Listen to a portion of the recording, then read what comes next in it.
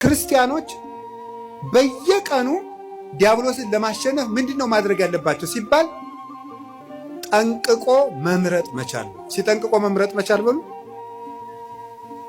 ማመስገንና እርግማን፣ ሌብነትና ምጽዋት፣ ትዕቢትና ትህትና፣ ቂምና ይቅርታ በየቀኑ ምርጫ ነው።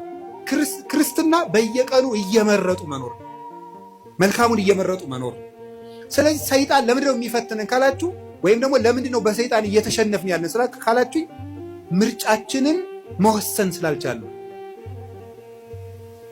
እግዚአብሔር ለምንድነው ሰይጣን የሚፈትነን ከሆነ በእኛ የሚፈርድብን ለምንድነው ከተባለ መርጠን የምንገዛ እኛ ነን እንጂ እስቲ በሞቴ አንተ ና አፍንጫህን ብዬ ሳልጥልህ ና ሲጋራ ጭስ።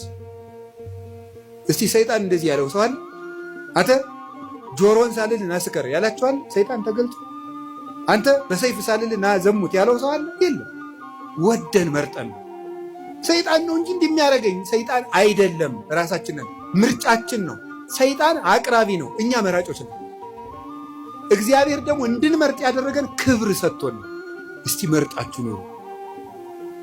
ሰምታችኋል አይደለም? እንዲሁ ዝም ብሎ እግዚአብሔር ዝም ብሎ እንደ ራሳችን ኮምፒውተር እና ስልክ ዝም ብሎ በፓስወርድ የሚዘጋን የሚቆልፈን ሳይሆን ራስህን መዝጋት መክፈት የምትችል ነህ። ልዩ ፍጡር አድርጌሃለሁ። የምትወስንበት ችሎታ፣ እውቀት ሰጥቼ፣ ህሊና ሰጥቼ፣ የሚከስ እዚህ ውስጥ ደግሞ የሚያስታውስ ይሄ ነገር ክፉ ነው እምቢ ሰጥቻለሁ፣ ምረጥ። ታዲያ እንድንመርጥ አድርጎ ስለፈጠረን መልኩን ስለሰጠን ልናከብረው አይገባም? እንዲሁ ዝም ብሎ እንደ በሬ ፕሮግራም ስላላደረገ በሬ በቃ እንዲሁ ለኑሩ ብሎት አይኖርም። ምርጫ የለውም። የሚበላውም ምርጫ የለውም። ያው የተወሰነለትን እንዲሁ ሰሞኑን ቲማቲም ልብላ ይላል በሬ ይላል። እስኪ ንገር ኧረ እንዲሁ ሻዩ ላይ ቅርንፉድ ጨምሩበት ይላል በሬ አለ። ምርጫ አለው። እኛ እኮ መምረጥ ስለቻልን እኮ ነው። ይህ ደስ አይላችሁ? የምለብሰውን ይሄኛውን ይሄ እንዲህ አይነት ሸሚዝ ደስ አይለኝም የምትል እኮ መራጭ አድርጎ ስለፈጠረ ንጉሥ አድርጎ ነው እኮ የፈጠረ። በራስ እንድትወስን እንድንወስን አድርጎ አንግሶ ነው የፈጠረ። ሰብሰን ዘንጉስ ውቱ እያይመረ ሰው ንጉሥ ነበር አላወቀም።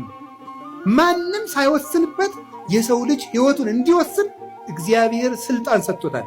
የመለኮት ተሳታፊ ነው። ሱታፊ አምላክ አለው። እግዚአብሔርን ይመስላል። እግዚአብሔር ሳያስገድደው በከመ ፈቀደ ይገብር ወበከመ ሀሌ ይፌጽም አልቦ ዘይብሎ ምንተ ገበርከ ዘንተ አይሰምከው ዘንተ አሰነይከ። እግዚአብሔር እንደወደደ እንዲወስን፣ ሰው እንደወደደ እንዲወስን ፈጥሮታል። ከቃሉ ጋር ናችሁ? ከቃሉ ጋር ናችሁ? ስለዚህ አሁን ሁላችሁም ሰይጣን እኛን እየገዛን ያለ በምንድን ነው ካላችሁ፣ ነፃ ፈቃዳችንን ተጠቅሙ። እስኪ በሉ አቤት።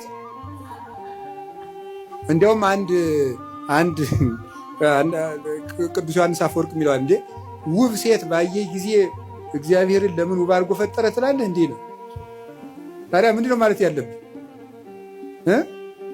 የራስህን ፈቃድ ተቆጣጠር እንጂ እግዚአብሔር ለምን ውብ አድርጎ ፈጠረ ትላለህ እንዴ?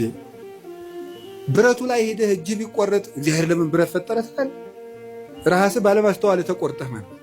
ሰይጣንን የሚቀልድብን በምንድን ነው ካላችሁ፣ በፈቃዳችን